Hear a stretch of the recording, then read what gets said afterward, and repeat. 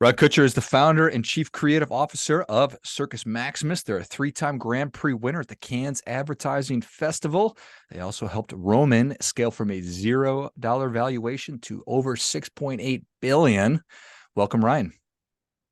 Thank you. Thanks for having me. Glad to be Yeah, here. excited to have you on, man. Tell us a little bit about your personal life, some more about your work, and why you do what you do.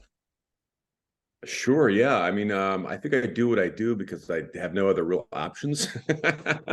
So once I figured out that advertising and being able to kind of have a career where you kind of solve problems, cultural issues, behavioral economical issues, stuff like that, was like, I think I got to do that. I don't know if I'm going to be real qualified for much else here.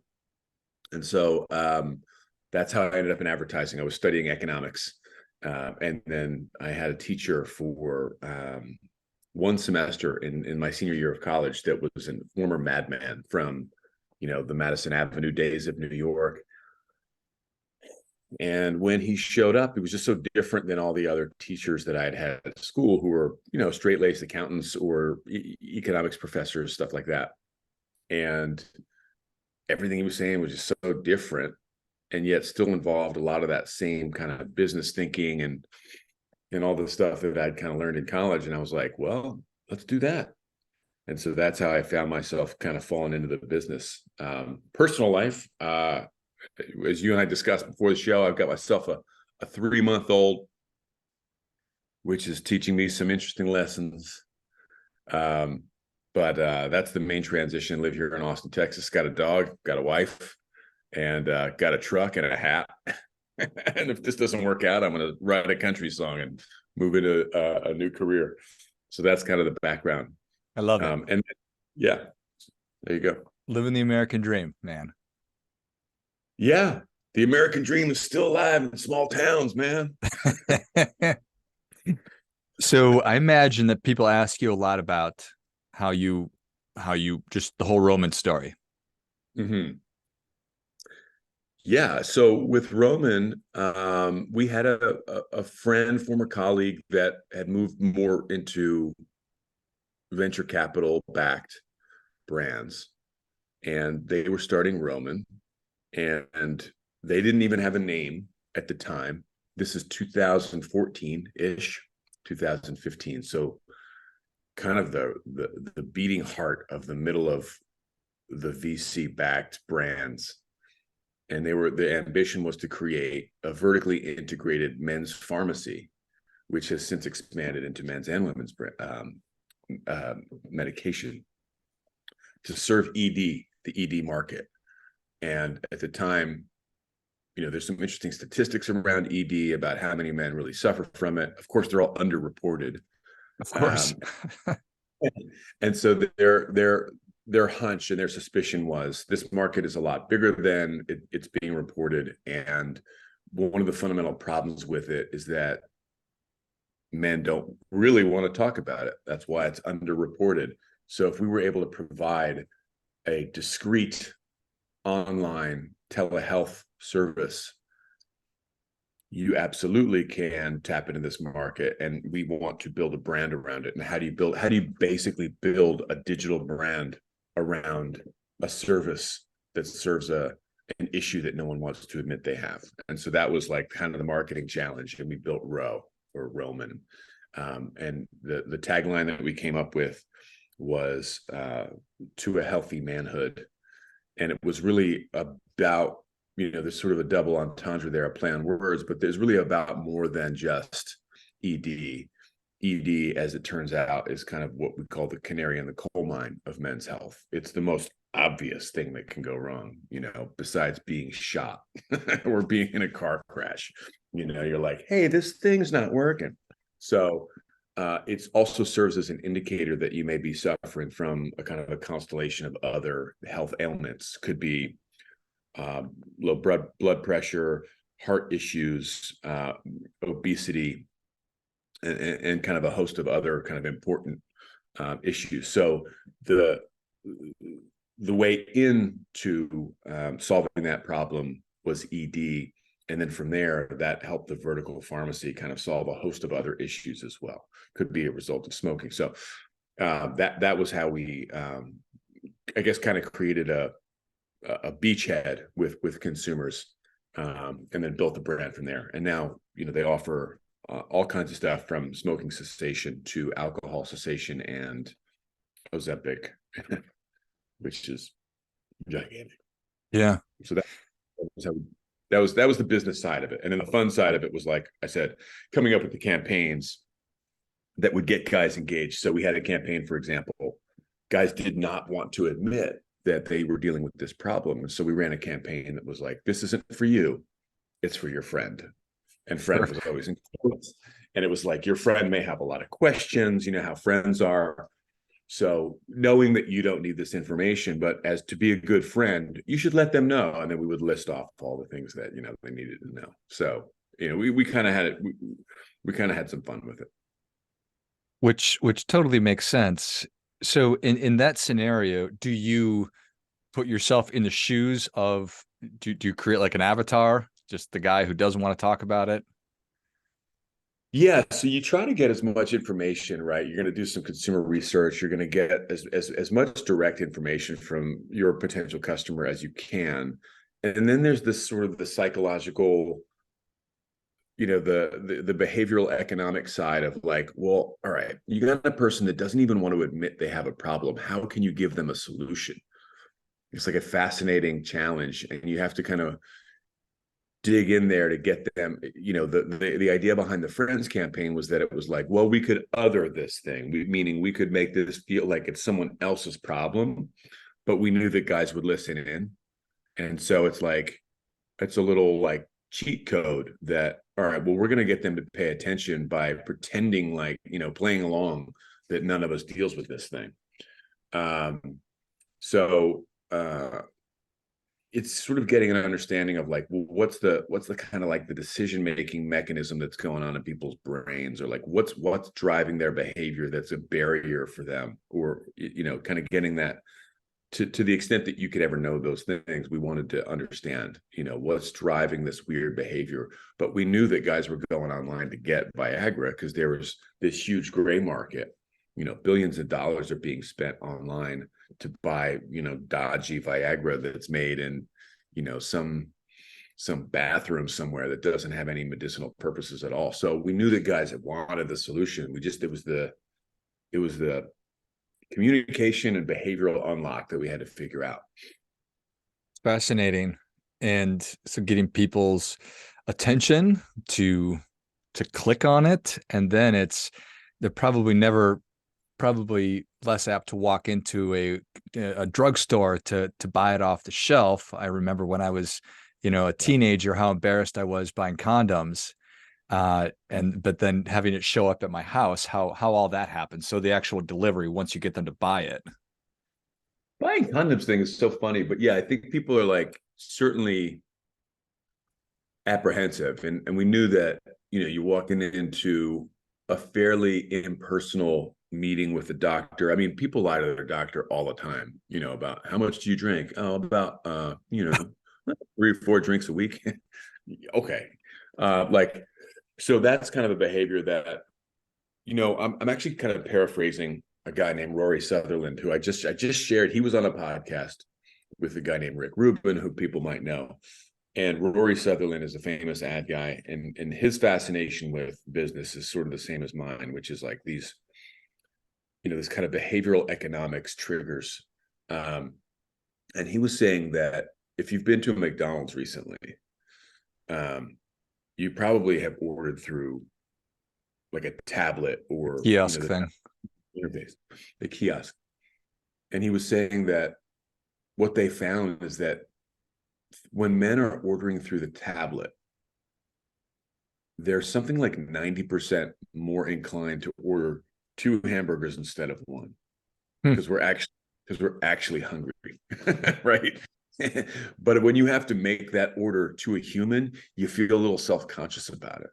And so the thinking was that like there's a level of impersonalization that actually allows for a degree more, whether you call it honesty or and we sort of experienced that same thing with Roman, which was like, you're going to be able to go online. It's a little bit, there's so a little bit more distance, right? Like you're not face to face with someone, looking them in the eye, telling them you need ED medication.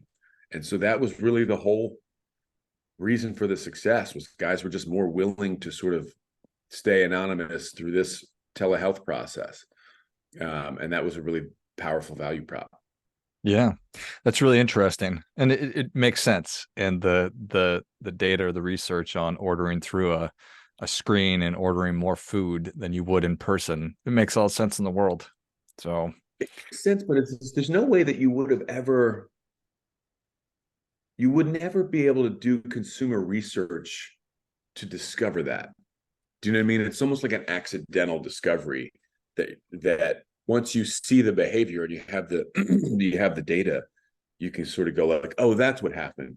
But if you ask someone, hey, are you more likely to want to buy ED medications from a doctor face to face or through a tablet? They probably would have said through a doctor because it's more trustworthy and you can answer questions or something like that. But so it's one of those things where because you asked, how do you get into the mindset of the consumer? And it's like, well, you can only do it so much, but that seems to have been the takeaway, which was endemic to the platform of Row, but you wouldn't have been able to do a bunch of consumer research and come away with this idea that like, oh, I know how to solve this. It was just kind of like a happenstance that the way that people wanted to buy this particular product was a side benefit of the way that we took this brand to market through telehealth. Kind of fun. yeah, I think it's fascinating. Do you see other industries that are similar? You mentioned how Roman is now selling weight loss drugs. What else do you see as potential to use this kind of strategy?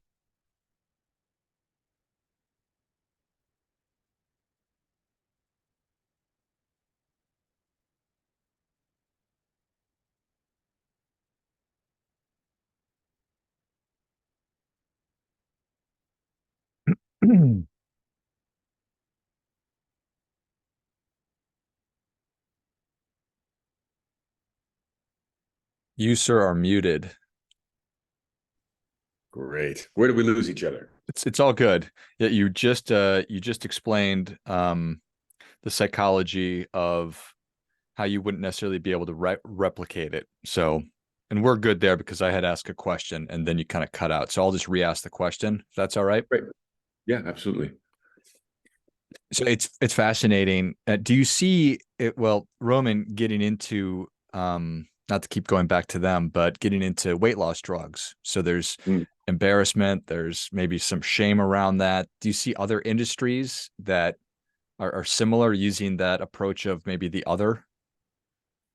I think it's like probably the better question for their product roadmap people, but with Ozempic, certainly. I mean, I think their mission was basically to deliver any kind of medication that people might need. I think the surprising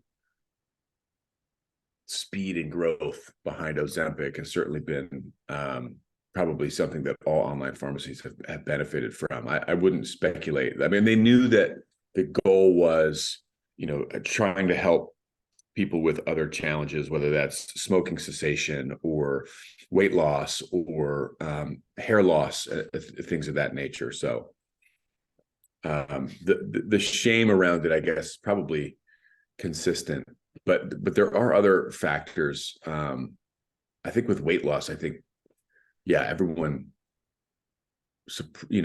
across the board. I mean, the rise of Ozempic has been insane. Yeah, it truly has. I was selfishly thinking about my own work. I work in personal finance, and there's certainly a lot of shame around money, and so many people struggle with money.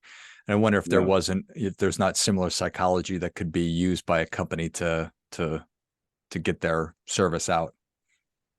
Well, I'm sure, I mean, I think, in the world of personal finance, what's interesting is like 2/3 of Americans in an emergency don't have $1,000 of cash laying around. And that actually crosses income swaths. So you might be a high earner and you're still hand to mouth, which is, obviously a problem. So the thing about it is that people are kind of afraid to address that, though. They don't know how to get around that. And sometimes the solution isn't always that fun, which is like reduce your spend. And in a world of Instagram where like we all feel like we're supposed to be driving, BMWs and stuff. How do you reconcile that? There's interesting psychology in there that would be fun to figure out for the right brand. What is that roadmap or that process look like for brands, for companies that are thinking, you know what? I think that I would like some of that success that Roman experienced. So what does it look like? Somebody's listening, they call you up. What does that conversation look like? Well, usually it is a conversation, and it's hey, what are we trying to do? What